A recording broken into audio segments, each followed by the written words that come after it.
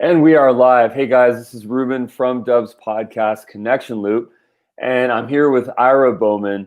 Ira, you've got a hell of a growth story here that I cannot wait to learn about. You have now 180,000 followers, more than that actually, on LinkedIn, and that's just LinkedIn. You have got all your other channels, and from this you have been able to build an amazing lifestyle business. And I'd love to get into what that growth journey was like for you and just learn more about the process, man. Let's get into this. Yeah, so I joined LinkedIn, which is my favorite social media platform by a million miles. I joined in 2009, and like everybody else, I mean, I was there. It was a place to let recruiters discover me, to look for jobs when I wanted to switch jobs. So I wasn't really active on the site, like only when I was in job search mode, really. And it wasn't like posting and commenting and engaging with folks. It was more behind the scenes stuff. And then I would use it for research and sales.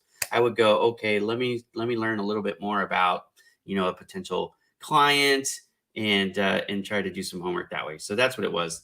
Well, in May of 2018, I was challenged. I was actually watching a video on LinkedIn because I had noticed a little bit of a shift.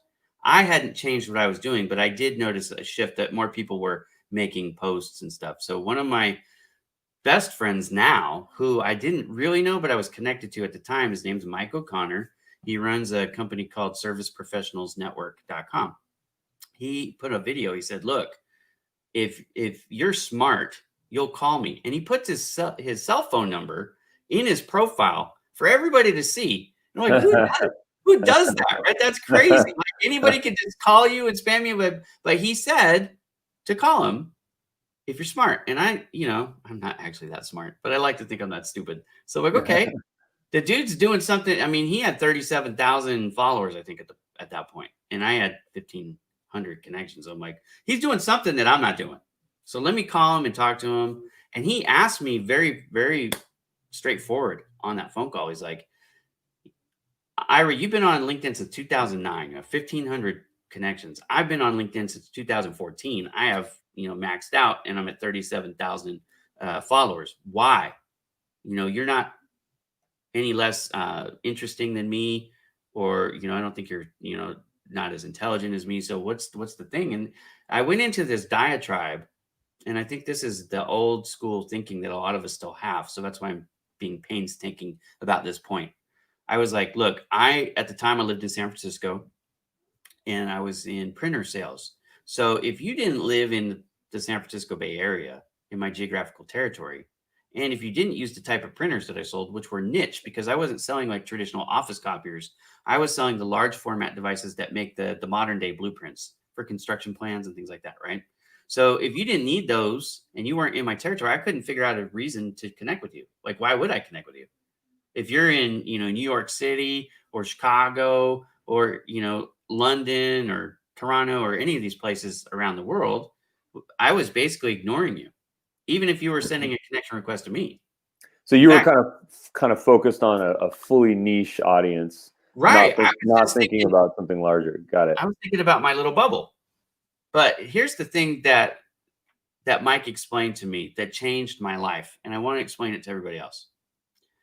If you are trying to connect with, let's say, a CEO or a principal or somebody that makes a decision in your industry, even if they're in your geographical area, they may, especially if you're a sales rep, they may not want to connect with you because they don't want you to try to sell them something. Mm-hmm. So if they're not connected to you at all, no first, second, or third level connections, they can't see your posts. Even if they search a hashtag that you use in a post, they can't find it. It doesn't work that way. LinkedIn, you have to be LinkedIn to be seen. So we'll come back to that point in a second. But he explained that to me, so I got it. Like, okay, I connect to somebody in New York who then somehow is connected with them, whether it's directly or second. So they're now at least my third. When I make a post, they have the opportunity to see my content. Now I'm reaching more people in my own backyard by connecting to people outside of my backyard. Mm-hmm. And since there is a limit of 30,000, I was at 1,500. I didn't have any need to like be selective. It was like, I'm cutting my own nose off to spite my face because I don't understand how it works. Once I understand, it was like the aha moment. That phone call lasted 3 hours, by the way, because I was commuting in Bay Area, and Mike and I were having a fascinating conversation. So, the 3 hours went by pretty quick. But anyways, from that moment, And did he charge you for that consultation, or was no, that? it was free, totally free. And he's become one of my best friends because of it. Because he and I now we work together almost on a regular basis, like on a daily basis almost.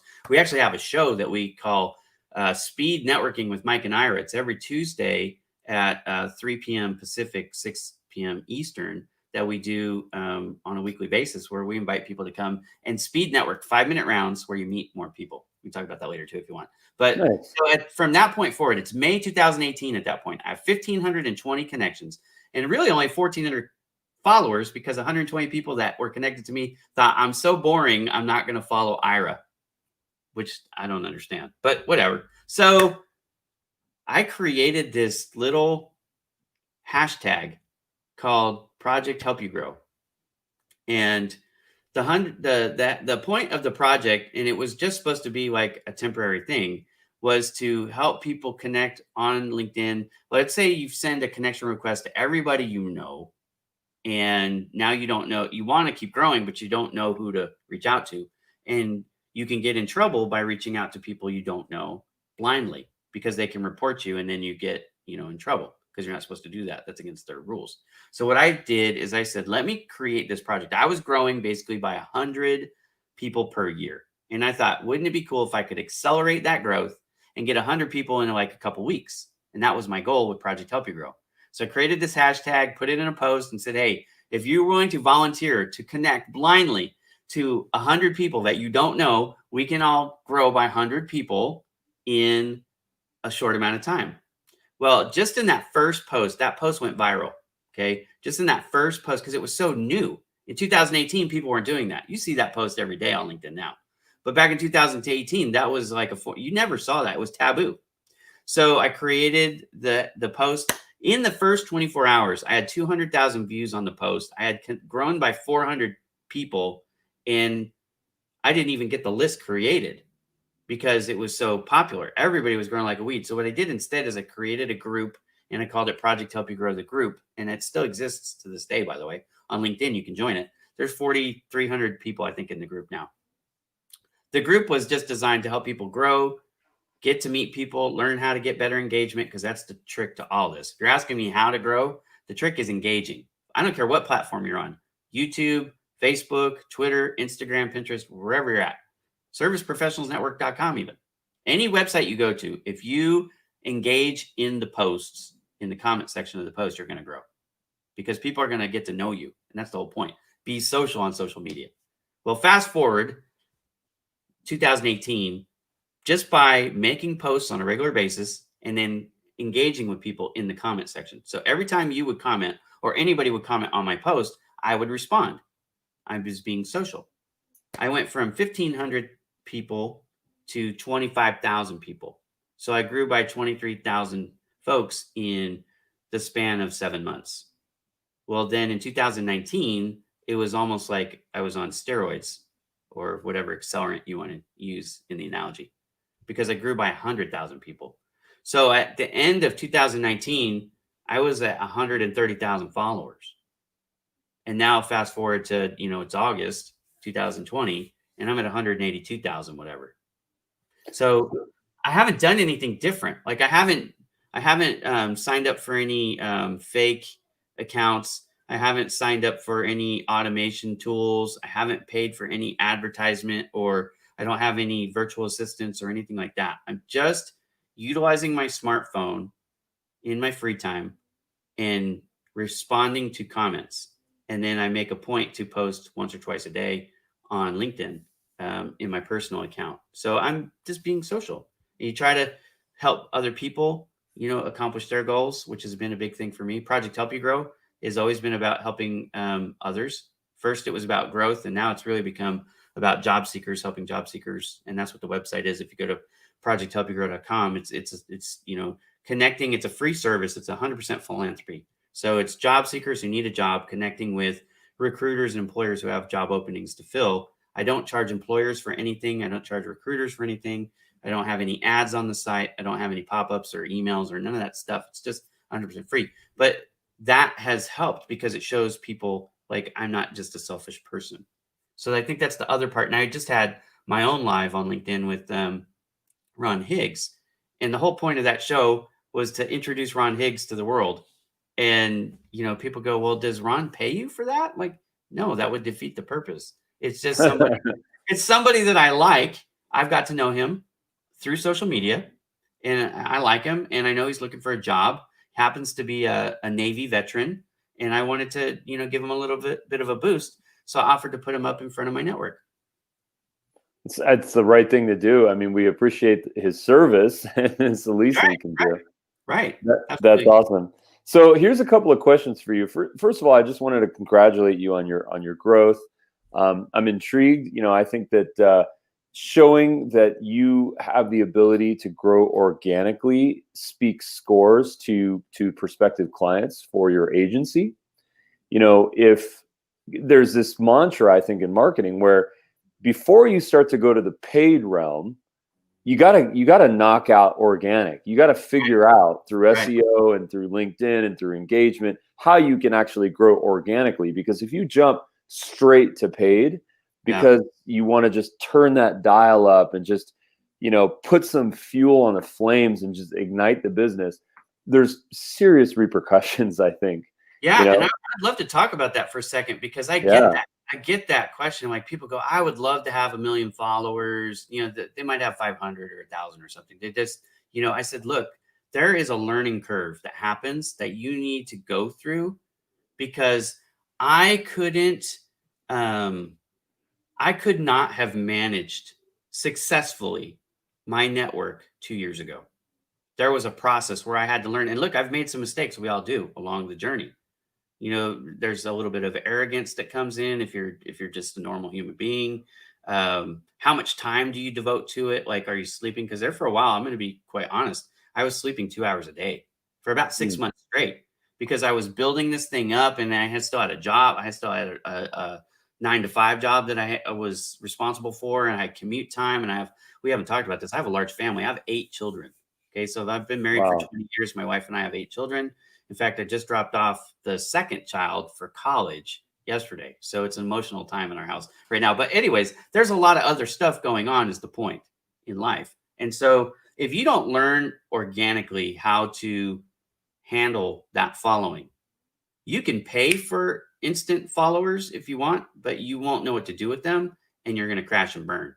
And so it's better to make these mistakes over time. And what I tell my clients with Bowman Digital Media is, look, you don't have to do all that if you pay someone like me and my agency to represent you because we already know how to handle it for you.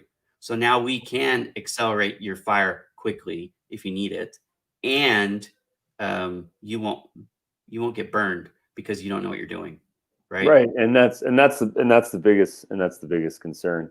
So let's kind of focus on some takeaways here. So number one, it sounds like before you got to the 30K threshold, it's really a question. There's a switch where you can either have connections or followers. Right. People can click a connect button or a follow button. Yep. So what is your suggestion on that? Because I've heard varying opinions on that. Connections are better than followers, 100%, for a variety of reasons. Okay. Because if you have a follower and not a connection, then who they're connected to, they're not linked in with you. So you have to understand how LinkedIn works. And imagine this analogy. Go back in time with me to 1988 or 1992 or something like that. You're playing a video game. It's old school 8-bit graphics. Okay. You're standing in a board, your TV screen, and the board is pretty much, it's either black or white because those are the 2 colors that most games used. And you have a flashlight in your hand, and the flashlight illuminates a couple of the squares. You turn in a direction and it illuminates just that part. And now that part, you can see what's underneath the white or the black, right? That's what LinkedIn really is. A connection makes the flashlight, in this case, stronger so that you can see more of the board. But also, in the case of LinkedIn, to complete it, only the part that's illuminated can see you in return. So there, you might have the perfect, I don't care if you're a job seeker, there might be the perfect recruiter or employer out there for you. You might be a person, an entrepreneur looking for investors. The investors might be out there for you. You might be in sales and looking for clients. You might be an owner looking for clients. I mean, whatever you're trying to do professionally, you're limiting the board by only having followers. You have to have connections so you get the first, second, and third level connections. Okay. So my advice to folks, honestly, is to slice the globe up into pieces and to make sure that you have an equal amount of parts. Let's say 500, you want to just throw out some generic numbers, like 500 people in each time zone, right? And it's about keeping your posts alive. It's about getting that exposure. And then you want to have, obviously, your main thing, like if you have a demographic or you have an area or you have a vertical market that you want to excel in, then make a big chunk for that, like 10,000, and try and fill them up so that you have a great network. And then, of course, you got to engage with these folks. So accept them all, but engage with them. And then if you find somebody who's a troll or you find somebody who's just trying to spam you or whatever, then kick them out and replace them. But fill yourself up. You want to get to 30,000 connections as fast as you can. When you say kick them out, is that a block? What are you referring to? No, you don't have to block people. I mean, you can block a troll, of course, but you just go into their profile and hit remove connection. That's it. It's really simple. So like, okay. for example, if somebody's spewing hateful things that you don't like, especially right now, that seems to be the climate, right? And so it's like, okay, well, I don't like that person's mentality. Then you can just remove them as a connection. And then, I'm not into debating people and arguing with people. I'm from California, so I have a bit of a different tolerance level for other people's ideas and philosophies. I'm cool with just about everybody as long as they do things peacefully. That's just the way I roll. But some people don't like it at all when somebody says something to disagree with. But whatever, right? The fact is you can choose after you connect with them if you want to disconnect. It's as simple as a click. So you just go to their profile, scroll down and go remove connection, and boom, they're gone. But if you add the connections, here's the thing. There's super connectors out there. Like if you connect with me, you're connecting with 30,000 other people because that's the max, right? You're not connecting with the 182,000 people. My followers will only see you when we engage directly with each other. But a direct connection, a first degree connection, you can post something. I might not engage with it, but they can still see it. That's the main difference. And of course, they can direct message you. So there's that too. If you want to Got it. So, okay, great. So that gives a lot of clarity. So a final question here is, if our strategy is to create original content in the form of master classes, educational materials, Yep. stuff that's free, stuff that maybe we want to sell, but then concurrently we want to promote content on LinkedIn and other social channels to kind of promote that larger canon of work, what would you say the best strategy is to kind of kick off that effort? Do we develop all of our masterclass content first and then do our LinkedIn marketing? Do we do it concurrently? No, how do we map that? You can do it all concurrently, but here's the biggest mistake people are making. They're treating LinkedIn as a place to only pitch. And you actually need to come across, I don't care if you're a company page or a person, you need to come across as something more than just what you're trying to accomplish, right? So you've got to be in it for the community, if you will, right? So comment on other people's posts about things that aren't even related to what you're interested in, what you're trying to do. So what I tell people is it's the 80-20 rule. You do 80% comments, 20% posts. And even on those 20% posts that you do, don't do 100% on what you're trying to sell or market. Do some lifestyle stuff, do some things, some topical things that are just, what's in the news right now. For example, I just did a post the other day about, how are you feeling about the economy? Feeling good? Feeling bad? Undecided? And that's not really anything to do with me, but it is something that people are thinking about because there's a lot of us are like, I don't know, should I be investing in the stock market right now? Should I, have all my money in my mattress? What should I be doing? Anyways, by doing that, what you're doing is you're building a bigger audience. If you're only trying to reach a certain subset of people, it's going to be tougher for you to get more of those people because there's going to be less people out there commenting and sharing your posts and talking on your posts. If you broaden the horizon, you'll bring a lot of people in, and then you'll be able to capture more of the people that you really want as far as potential clients through that process. And then you can do DMs, direct reach outs, where when you get full, you can, I call it weeding the garden. But in my network of 30,000 people, I'm constantly going through and going, hey, you know what? I've not heard from that person in a year. And there's other people that are waiting to get in my list. So I'm going to cut them out and add, some rotating chairs, if you will. It does take work, but that's the smart way to do it. So for somebody who's in growth mode, especially a business or a person, doesn't matter. The biggest thing I will say is don't ignore the comments of your posts and of the comments of others. If you read a post, I don't care where you're at, whatever platform you're on, if you take the time to read that post, then you should make a comment because it doesn't hurt you. It only helps you by increasing your visibility. You might reach a person that reads those comments that you will never reach or connect with any other way. And now you've got new potential viewers. If you're trying to, for business purposes, build up your viewership, you need to reach out to as many people as you can because there's a snowball effect. You and I talked about this. One of the benefits of my 182,000 followers on LinkedIn, and that's just my personal page now. I have 20,000 people that are following my Project Help You Grow business page on LinkedIn. I have 4,300 that are following my Bowman coaching page. I have 1,400 people that are following Bowman digital media. After 60 days, by the way, that website or that business page has only been around since June 5th because that's when I launched the company. And I've got over 1,400 followers in just the first 60 days. Okay. But all of those add up. I'm growing my audience everywhere. And then again, those numbers are all just LinkedIn. I'm on YouTube, Twitter, Facebook, Instagram, Pinterest. I'm all over the place. So you want to cast as wide a net as you can because every single person, if they're not a prospect, they can be an ambassador. They can be a connector for you, right? They can bring more people to you. So you have to be, if you're a business and you're doing this for money, you have to be very open-minded to the fact that not everybody is a client, but everybody could know somebody and be a referral source. And that organic reach has allowed me to pay my bills and make a decent living over the last 3 months now without spending a single penny in advertising. I have not had to place one ad or spend one penny on any type of advertising. I haven't had any virtual assistants, no Google ads, Facebook ads. I haven't paid for any Fiverr folks to, help puff up my SEO by putting my links in blogs out there.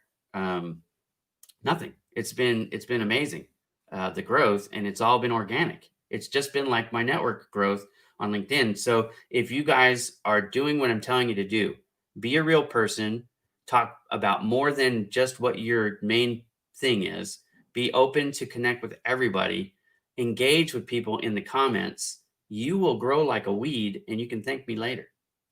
There you go, man. Well, let's leave it there. Ira, I really appreciate the time. Where can people connect with you on social? Just Ira Bowman on LinkedIn, right?